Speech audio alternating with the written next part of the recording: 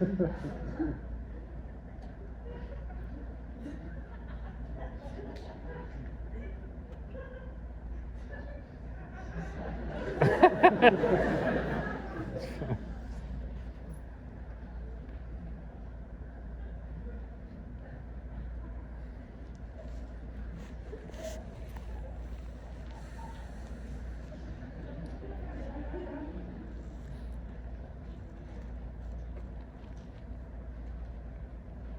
no right or wrong way to enter into this, everyone.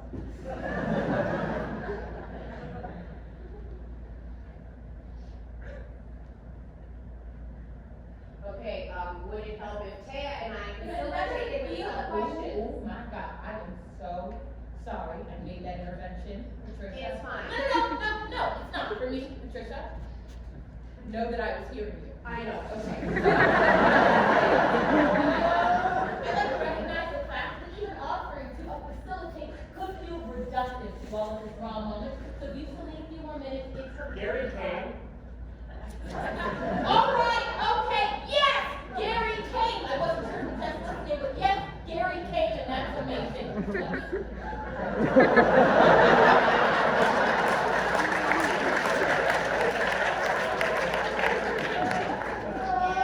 Why did that feel for you, Justin? Well, yeah, it was complicated. Complicated is good. I guess. What specifically felt complicated to you? He didn't like having to be right. Fuck you, Gary. Look, you were crying. That's what worried me. You know what? Fuck you. You had me doing manual labor for 2 hours before you even looked at me. Fuck you. The views right now, partners, we'll keep it open for now, but we try for aggression later. It didn't feel like fantasy a lot of the time. It felt like personal. More like you got too into it, babe. It takes two to tango, baby. But yeah, I came, and yeah, I liked it, felt it, I enjoyed it.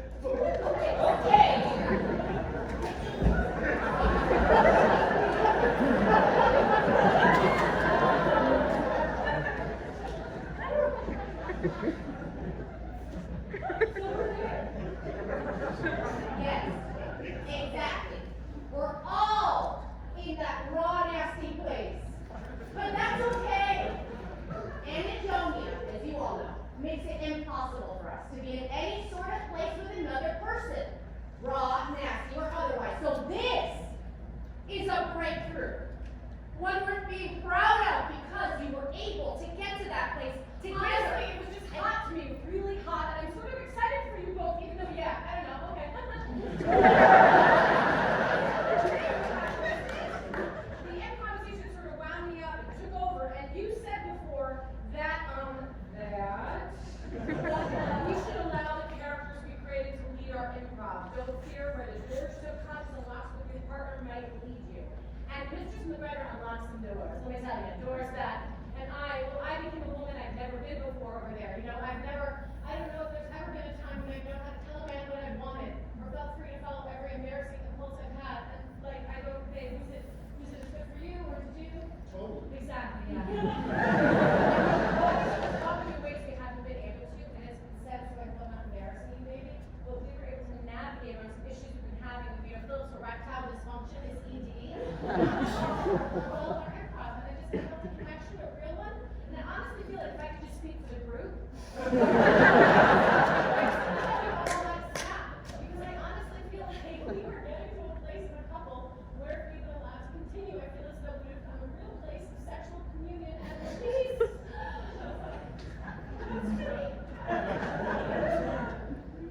Nothing, keep going. No, Jim.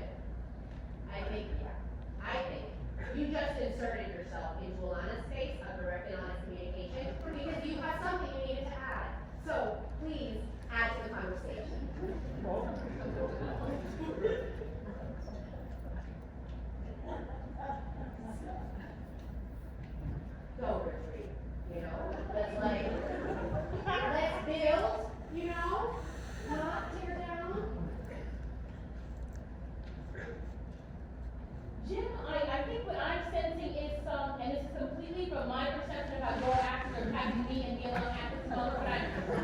Yeah, I'm sensing some real hostility. Again, my training is that hostility must be unpacked and processed for us. What the fuck did I say about the word process? Hostility? This is hostility. That was not hostility. This is insane! This is insane! This is insane! What is going on here? I don't even know where to begin you all with your words and all this nonsense.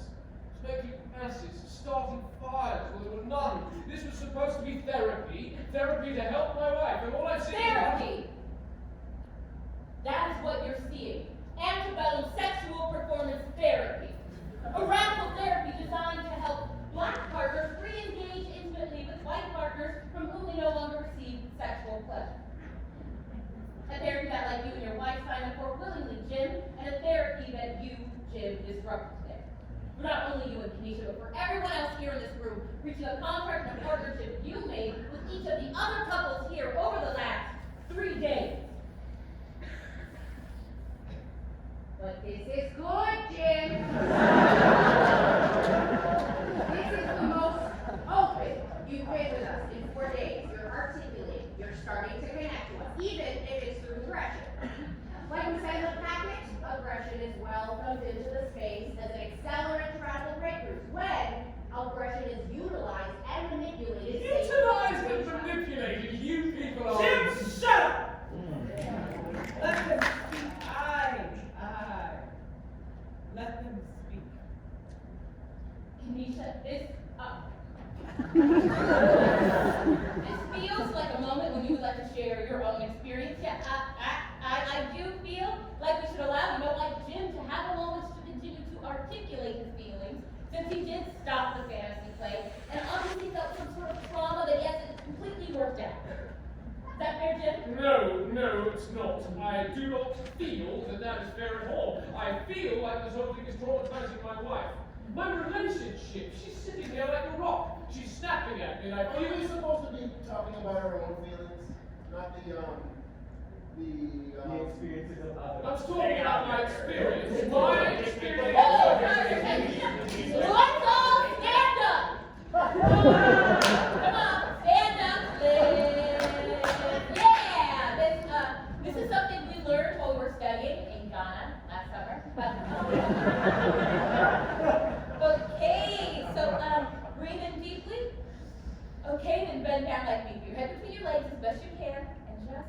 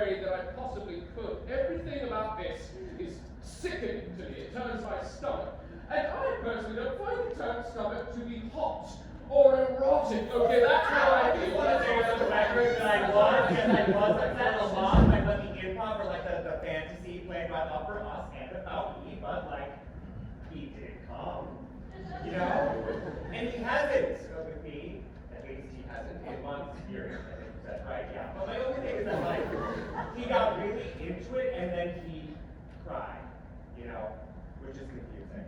It wasn't even just a cry, he was shaking, shivering. we're hyperventilating, babe. You would not let me touch you. And even then, we didn't stop the play. I did not stop the play. You all did. He did. You. You got so into it, babe. You won't let this up, will you? No, I won't. I can't. I feel like this. Like what you made me do today is, I'm an actor. Okay? I said yes and.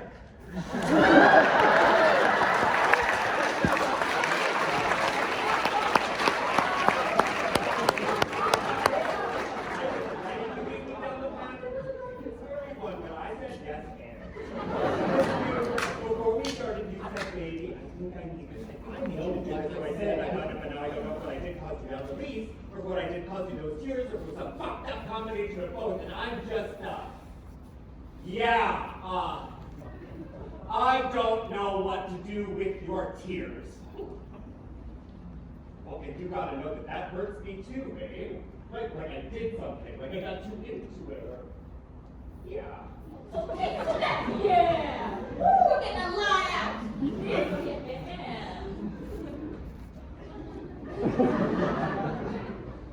Thank you both for sharing that. Kanisha, we haven't heard anything from you yet. How are you feeling? Right now, what's your immediate response to what we, your partner, and these partners have expressed these last 15 minutes? I don't know that I'm fully articulate right now. I'd rather hear from other voices. I think that might be the best way to move forward for me right now. Just, yeah.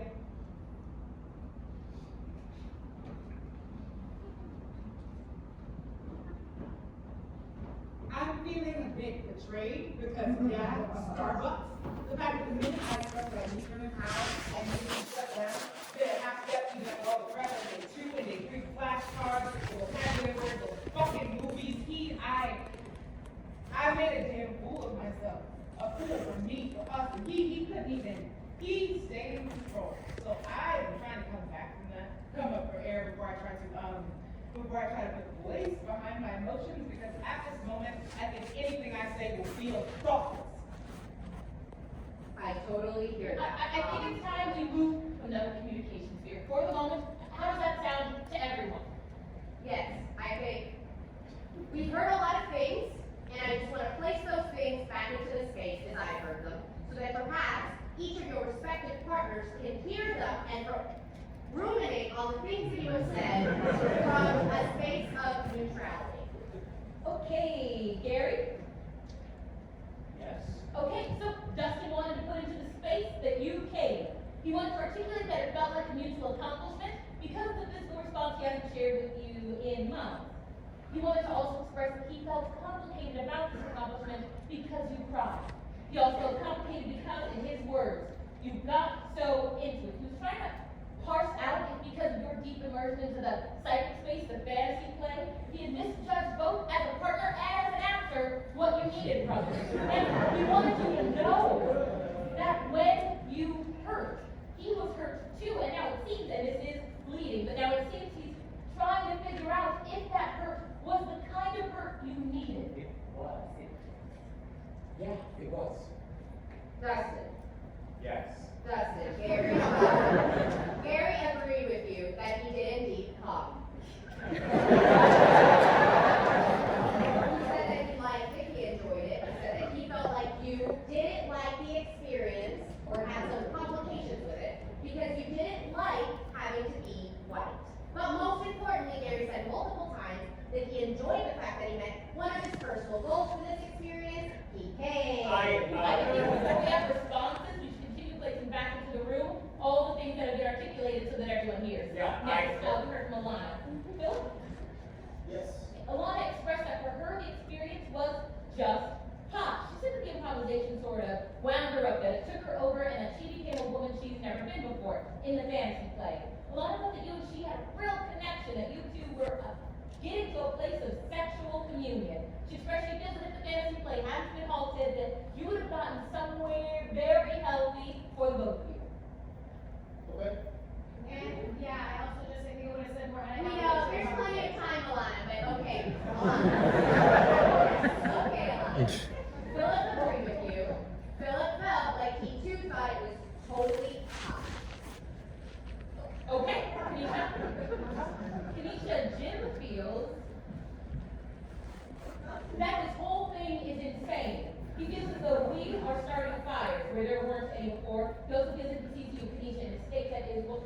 To articulate in my own words a state that is foreign to it at this moment.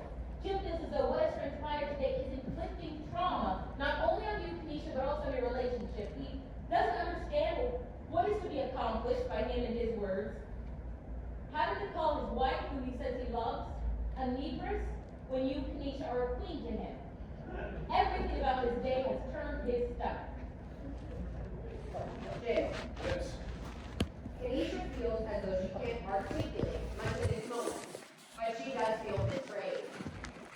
Because she, in her own words, made a fool. And you did. Stay in control. James, yes. Everything's okay, everybody. This is good. This is where we are right now at this moment. Now, I want to just have someone say to the room what they feel they understood from what we just read. I noticed up your word count level, it sort of started that the words that seem most to the forefront of the discourse were those of the white men in the room. I am not white. I said that day one. I'm not white. I'm not. Please don't fucking say that. It is ignorant. It's erasure. That's fucking violent. It's possible a white woman being passively violent. Good guess. Hey, that's the sort of thing. You say that you deal with shit that is overwhelming that you can't take it. You feel like you're drowning every day. That's what you're saying all the time. Well, this is what the fuck I get every single fucking day. A fucking erasure by her, by him, by them, and by you. Nobody's When all these ran out and I said, You still care. yes, I do still care. Because when I said that I wanted to move to a nicer area, the argument that cleared up around your perception that that meant a whiter neighborhood completely disregarded the fact that for me, the world is not black or white. Okay, so we're pulling out that line. Oh, yes, we are, because there are shades in between. And perhaps the reason that I don't want to live in East Harlem anymore has nothing to do with me not wanting to visit your black people. And it has nothing to do with me wanting to get to an audition on time without having to walk almost a mile to a decent train. I live with a black person every day. Yeah, that is not the issue. I am not the issue. If anything is the issue, it's that living where we live, I'm forced to be just another white gentrifier to my neighbor. I'm an intruder, which just isn't true. You are the one who's constantly bathing in every cover gentrification has to offer the neighborhood. Oh, I can't be late for my class at bar method. Did you know that the new vintage denim store has kombucha on tap? Oh, I just saw the new bookstore on the street. I'm so happy we finally have neighbors who read, and yet I am the white one, and no one knows or cares.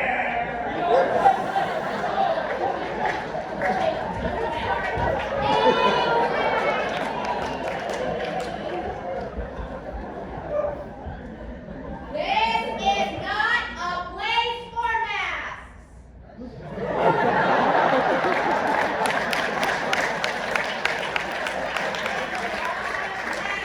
The ones we hold on and over our faces every day are starting to come off.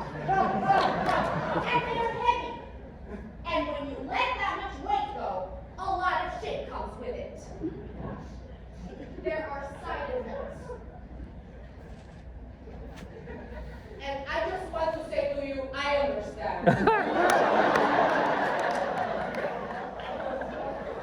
As a person who identifies with, has wrestled with, and who recognizes her own brownness, that this type of work can feel erasing.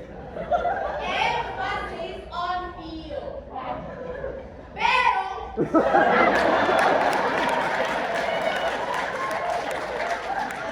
also say that that is a logic of white supremacy.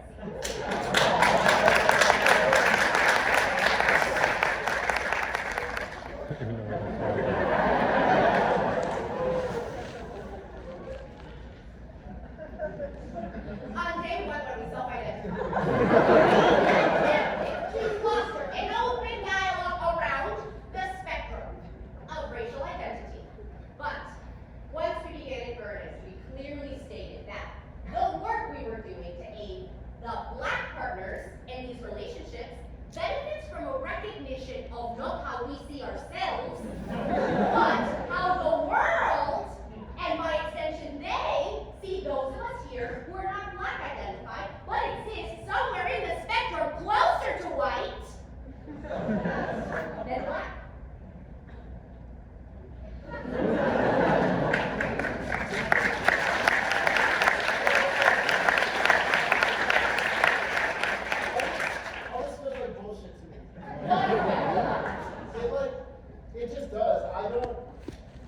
Yeah.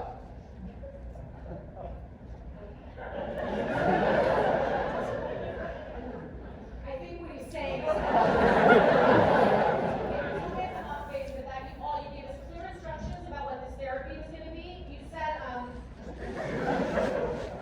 anti-violent sexual performance therapy is going to require you to be with your partners in ways that may trigger or scare you or your partner, you know? Blah, blah, blah. And we prepared for that. For 3 days we prepared because you said it was going to be hard and it was. So it's frustrating having these fights right now about what did or didn't happen, who feels one way or not, who's white, who's black, who's somewhere in between, and for some reason, not even halfway through our day, we run through from beneath us all the work that we did preparing for day 4 got due. And some of us just feel like we wanted to keep doing the work. Yeah. Okay, I think this is a good place to reorient and refocus on what brought us here. Tackling your anhedonia at its source. Yes, this therapy, antebellum sexual performance therapy, this process has been shaped by the two of us, first at Smith, then at Yale University, over the last 5 years. I think it's important that we examine and name the dynamic that Alana pointed out a bit ago. In the aftermath of confronting and dissecting racial trauma, the people in the room who were the first to verbalize their experience of trauma's confrontation were those who have the closest proximity to white supremacy. So, in a sense, Alana was exactly right. Yes, but also somewhat myopic, because Alana, you didn't see how you yourself also took up space that your partner didn't at all. A lot of the work In we're that doing way, in that that positionality of black partner, squarely in the blind spot of their non-black partner, is a myopia I have. And I'm still actively dismantling. Through the work Taya and I developed as our relationship began to find itself at impasses of communication and empathy, of 4 years ago. A lot of the work we're doing and have been doing is shining a light on these dynamics in order to radically center the black body in discourses around white supremacy. A major aspect of both this therapy and our research are the ways in which racialized trauma has not only transferred the modes by which minoritarian individuals conceive themselves, but also the mode by which minoritarians conceive self in relation to the other. watching the dynamics that just unfolded in this group rumination coincided with so much of the work we have been doing in our thesis. Completely, it's incredibly exciting, and while today, in many ways, the breakthroughs or goals we were hoping to reach this week are day 4 fantasy play were derailed. I must say the unpacking that's taking place here will have significant impact on our research. This is unparalleled. The goal of a lot of this work has been improving for not only us, but for you all, that your inability to feel things sexually, your anhedonia, is directly related to the fact that black and brown people, after generations of subjugation, rape, and pillaging, now only nurture and birth children who are neurologically atypical and undiagnosed. We know this because we watched it manifest in our own relationship and have been studying it in the relationships of countless others as our research has matured and grown, as most of you read in the most recent swelling of press around this work. Yes, as you read there, the black and brown subject born under the constant psychological warfare of the white supremacist heteropatriarchal capitalist system has been stricken with disorders that have gone unrecognized. Because there is no racial or social lens on the psyche in our current deeply conservative practice of psychology and psychoanalysis, like, that's scary. You know, to realize that even with the big work we have to do in the macro systemically, there's even bigger work to be done, but in the micro, the mind that isn't being done.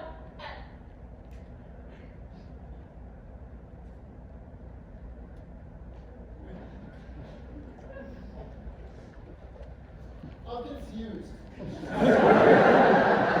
So, like, are you saying that the reason I can't get it up, the reason I don't come, is because of just like racism? Well, in a sense, yes, but more so, the reason you here and Kenise were chosen for this therapy is because you each showed the symptoms of what we're calling in our forthcoming book, racialized inhibiting disorder, or RID. And what are the symptoms? Well, we just saw one of the most pronounced, alexithymia. If you turn to page 3, you'll see a list that we compiled. Much of this is pure hypothesis, and we're still awaiting peer review, but our research in these theories has proven a lot. Alexi, what? Alexithymia is the inability to describe your own feelings. Exactly.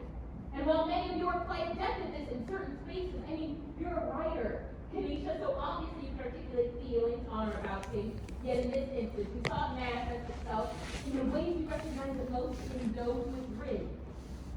None of you were able to articulate or locate articulation for your state in the aftermath of our fantasy play with race-based trauma. We first came upon this in our own lives when we realized that many of the traumas I was experiencing and Patricia was witnessing the experience during our time at Yale had affected our relationship dynamics in ways I couldn't name. And because much of my focus has been cognitive psychology and epigenetics, we began to tease out an understanding of what was happening between us. First, using the language of psychology, and then turning outwards towards Black, feminist, and queer theory, which is much of Taya's focus. We began cataloging other anxiety disorders. We theorized, components were created Taya and many other subjects, including the anhedonia you're all suffering from, that include panic attacks, which I think you experienced at the end of your fantasy play, Gary.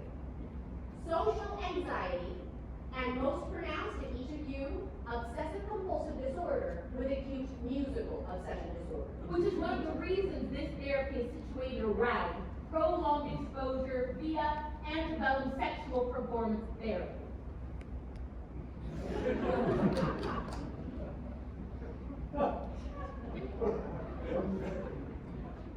I know, this is a lot. And like where we're moving now that we've like laid out the framework for our thinking, we would like to dive deep into more questions, primarily to the three of you who've been relatively silent to try to, maneuver around your alexithymia so you can hear yourself, name your feelings in order to get to a similar place of materiality with your emotions, free of the fantasy play or the trauma that elicited said materiality. And before we begin to go down that rabbit hole, I feel like we just dumped a lot of information on their laps. So I just want to have a moment to just hear your questions, your challenges with our methodology, if any, before we move on. Yes, thank you, Patricia, you're right. Well, We want to make sure we're giving everyone a chance to take the floor in the way they feel most comfortable. Yes, Philip. So yeah, like, I don't really have a question per se. It's like, I don't know, like, half the words you just said. Like, to me, it all sounds kind of like, okay, alexithymia? Alexithymia. Yes, that. What makes you think any of us actually have that? Or that it's specific to us at all, Because I'm just thinking back to, like, some of the girlfriends I've had, like, couldn't even, like, they didn't even have the ability to, like, call me Black, or even look me as Black. And I think about people who are really close to, like, white privilege or whatever. I mean, I'm pretty close. I mean, I'm not white, but I feel like people have to will me Black for me to be Black. Otherwise, I'm just a sort of, like, just a hot guy who isn't exactly Black or white. I don't know, I guess I'm remembering that, like, when I was in college, I went to a really white school, like the whitest, good school, Wake Forest, I was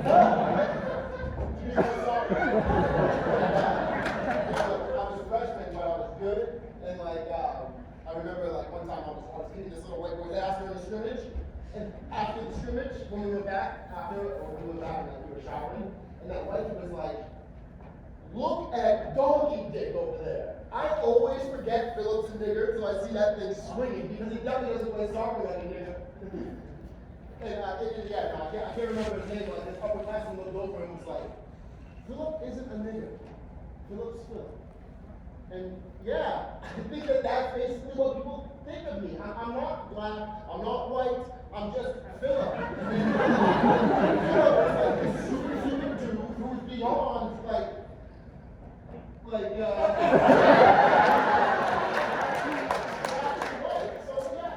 I'm just confused why I would have this inability to say how I feel about racial trauma, because at this time I have no memories of ever being traumatized. And like, I don't know, or even to the same, to the same scale as some of the other people here.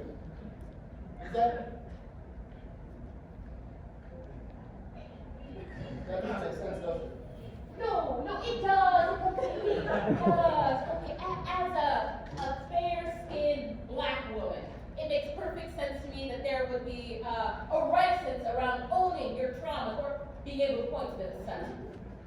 Yet I want to assure you that you wouldn't be here if you hadn't located traumas in your briefing interviews that we perceived as race-based. I also want to say I'm sorry. What happened in that locker room? What? Yeah. I want you to know that I see you. You might leave that question in the room and come back to it later. Can I go to the restroom? Well. Yes, Jim, no one's keeping you in the room.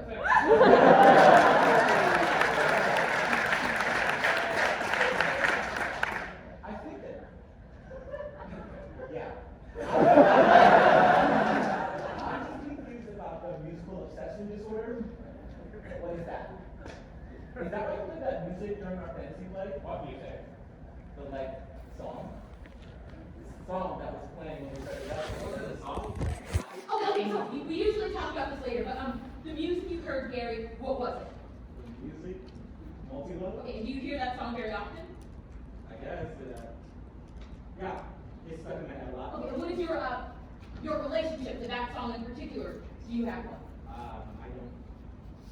What do you mean by relationship? I mean, okay. For example, for almost a year and a half, I had Sweet Home Alabama stuck in my head, just like dully playing the back. And upon dissecting my relationship to it, I started to remember being a little girl and going to the record store with my dad and seeing this Leonard Skinner 70s, the pursed lips kissing a Confederate flag, and feeling like I liked something about this company. I was feeling secret because my dad would always go, turn that sound around, how do you what?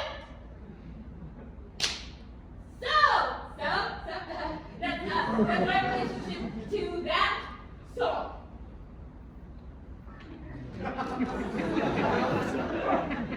But you don't need to know what your relationship is yet, Gary. Let's dissect that day pop as planned.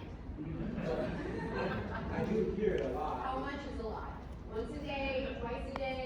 Like, all day. You constantly hear it. Not constantly, but yeah, a lot, I guess.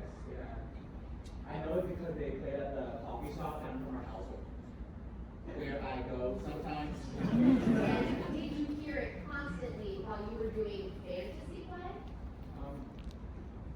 Well, I guess no. Only the once. That's an OCD thing, right? What is? Sometimes when people have OCD, they do a more strenuous mental task, they don't find themselves stricken with whatever it is that causes them anxiety, usually. Yes, exactly. I was diagnosed with OCD when I was in middle school.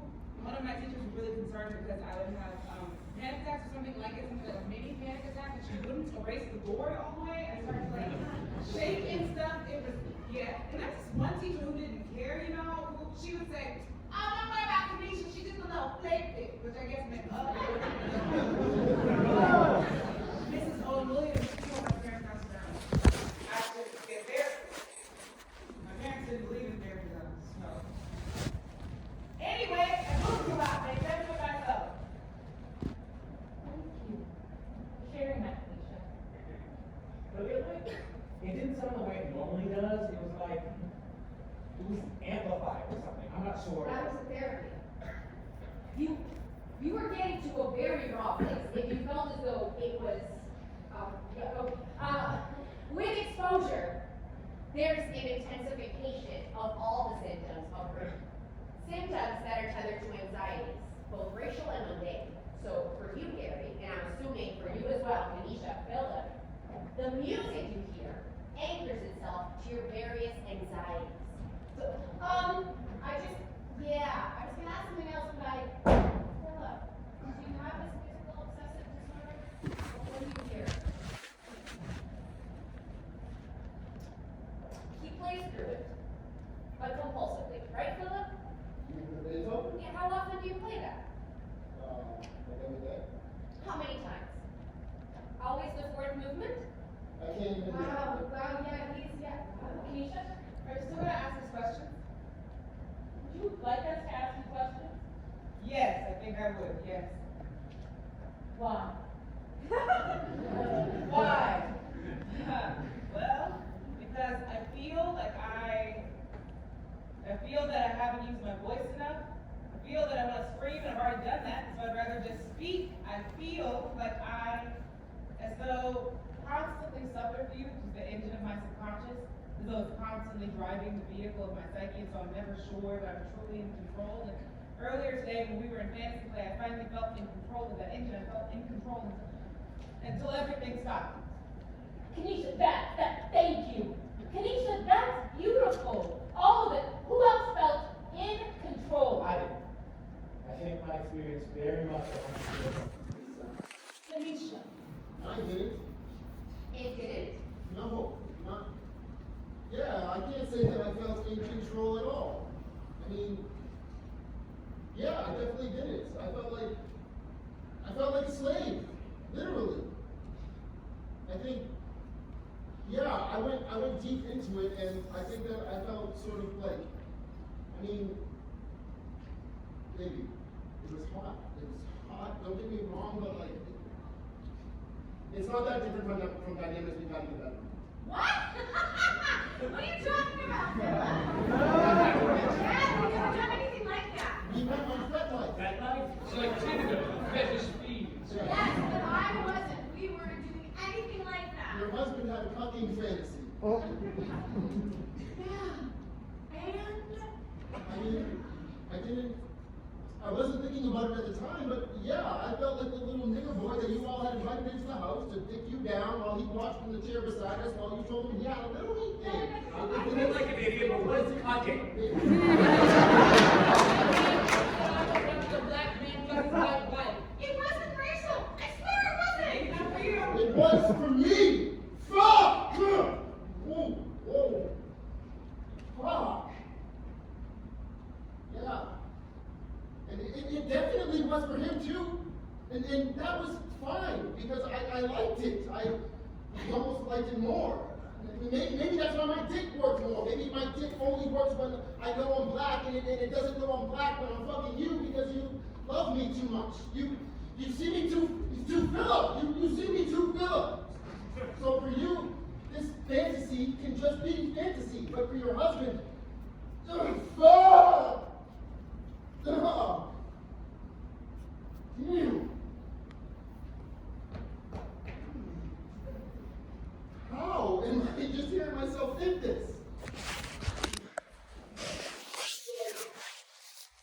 Maybe for Jonathan,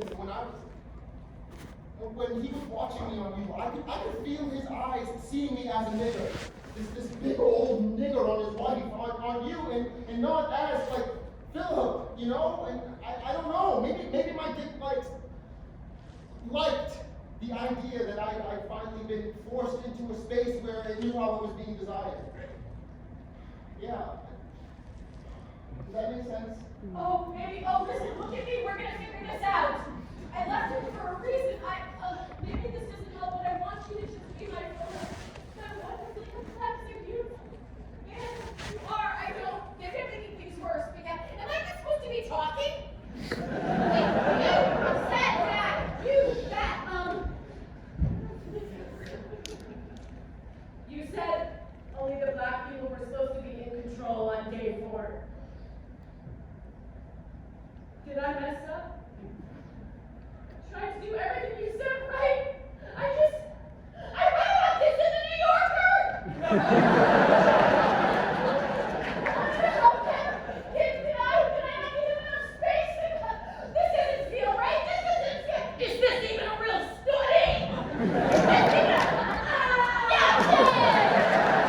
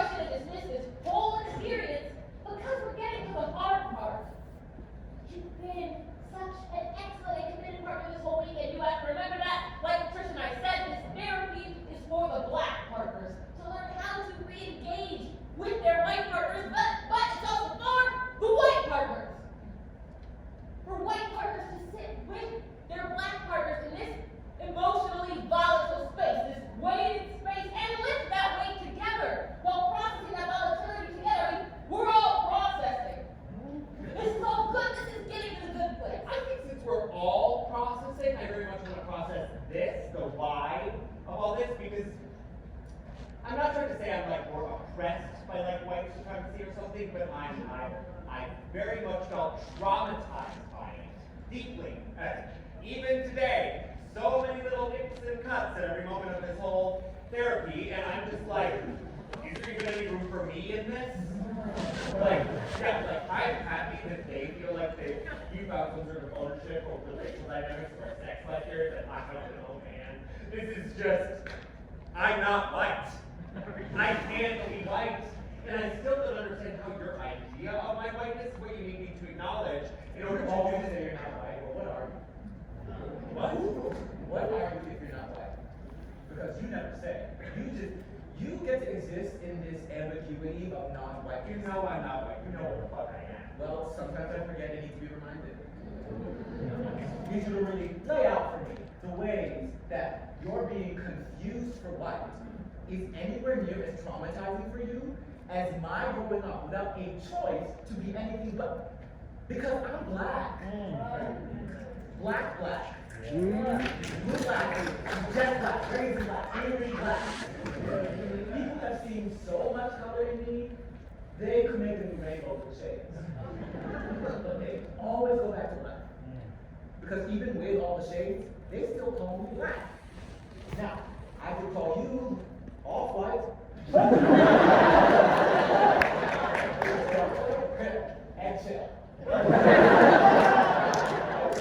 I still go back to white with you, so what are you if not white? I'm not even gonna dignify that. Dignify that? Dignify me with one fucking attempt. Okay, look, you know what? I think this is the moment when it's time to use aggression as an accelerant to your progress. There's a lot repressed here between the two of you, and I think it's important that now we make space for you to unlock some of the anger and aggression with which you've had a push-pull relationship to this entire process.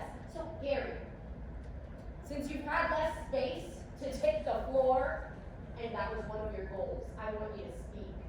Don't feel stifled by nicety. Speak from the aggressive place, because that feels to be one of the ways you two know how to move forward. It worked in your fantasy play. Let's see if it works here.